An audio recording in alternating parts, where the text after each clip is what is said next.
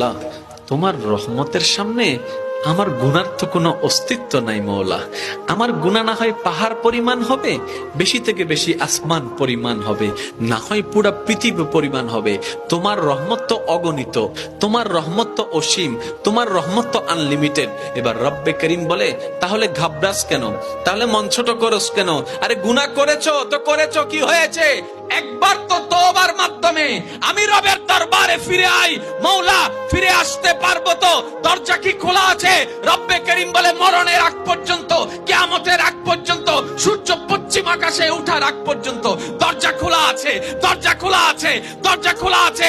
এবার বান্দা বলে, মওলা 24টা ঘন্টার কোন টাইমে আসলে সেই দরজা খোলা পাবো? রব্বে করিম বলে, আরে ব্যাংকের দরজা খোলা থাকে নির্দিষ্ট সময়ে, অফিস আদালতের দরজা খোলা থাকে নির্দিষ্ট সময়ে, এমনকি ঘরের দরজাও খোলা থাকে নির্দিষ্ট সময়ে, এর বাইরে যাই না।